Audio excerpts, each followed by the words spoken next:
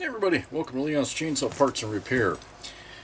We're going to do an unboxing, and I've been waiting for this one, and I waited a lot longer than I needed to. I don't know why, I'm not blaming anybody, but I was impatiently, because I'm just impatient, waiting for this package from Norway to come in, and I finally emailed the seller and said, hey, do you have a better tracking number? Because the one I had wasn't working once it got to the US, and so he gave me a different one, and I run it through, and it says I did this on Saturday, and it said it had been at my post office since that Monday, and that they had attempted to deliver. Well, I know that's not true, because the house, everyone was here. I don't know what happened. I don't care. It's in my hands now. So, let's do an unboxing. Okay, I think that's pretty good. I've got my new tripod. The clamp for the tilt control on the old one was just plastic, basically, and it broke. So, like any idiot, I went on Amazon just trying to replace it with the same thing,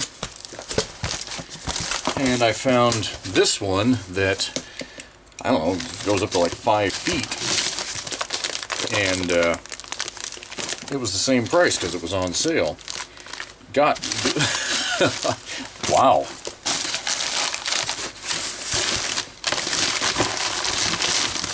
I think that's just paper. Okay. Alright. This is a saw that you don't see in the States a whole heck of a lot.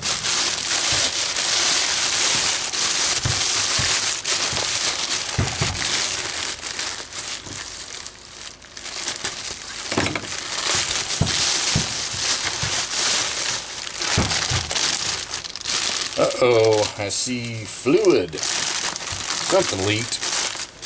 Something doesn't smell very good.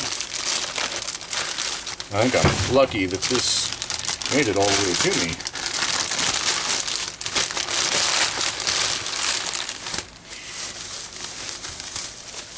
Oh yeah. But is it fuel or is it oil? I think that, oh wow. Smells like stale fuel. Oh. But I can't tell. I wish I hadn't gotten it on my hands. I can tell you that very much right now. Yuck. But I gotta know. Is there a broken... Oh. Well, hose isn't broken. Oh. Oh, where all this came from. Huh. Must be oil. Whatever. Let me get some debris out of the way here and we'll take a peek at what this is. And it will need some work. And eventually,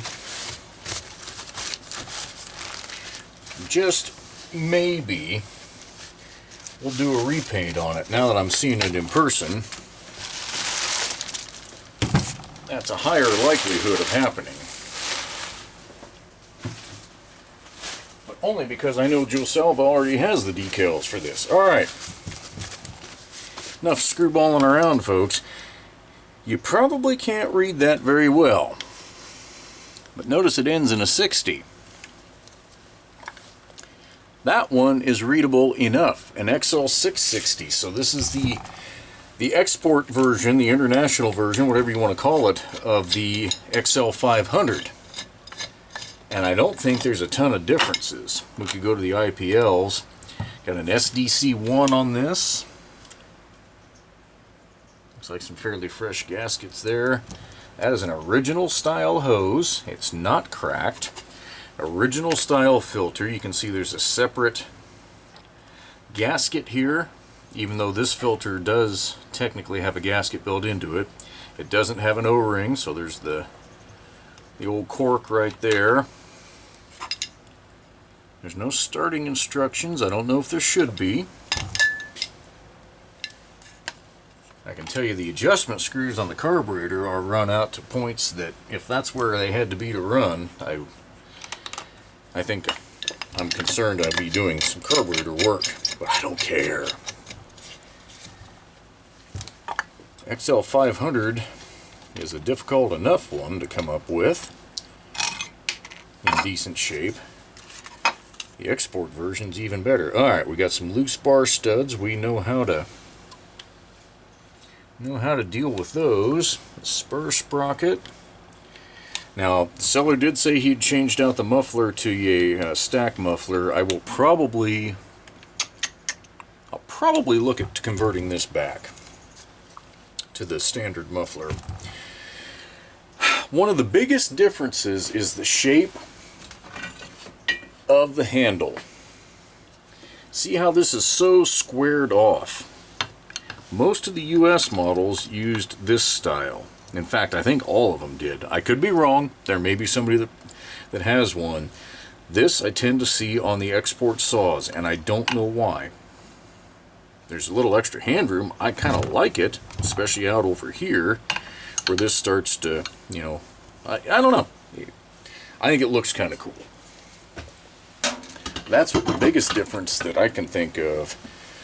Now there's a P next to the serial number. That denotes that this should have a Phelon points ignition system. And so that's another big difference. An awful lot of the domestic ones, domestic to the United States, were Rico, Prestolite, whatever you want to call them. So yeah. Oh, that's right. Completely forgot. This has a tank patch. I wonder if that actually holds fuel. Or if it has a slow leak now. This should have the original wick style. Yeah, it does. Yep. There's an original wick fuel tank, and I think it came with... I think that's what one of these... I think this might be an extra fuel tank.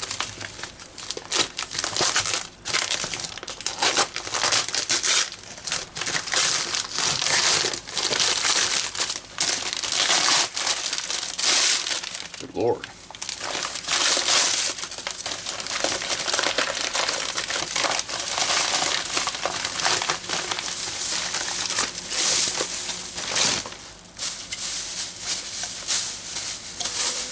Yeah, it is. Okay. Although I'm not convinced. Oh, that's just sap. Okay. So this one has a hell of a lot less paint on it, but it's an original wick style tank too, so we can figure that all out.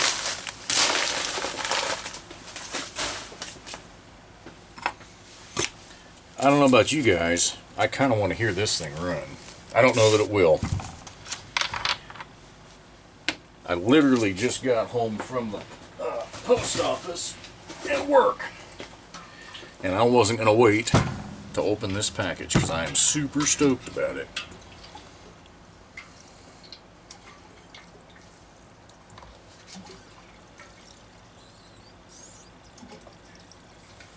Okay.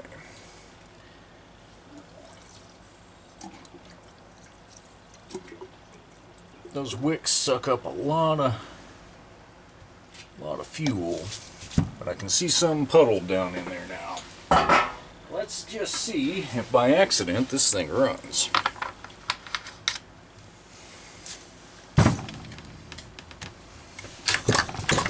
That sounds good. But I know that'll be an ear bleeder.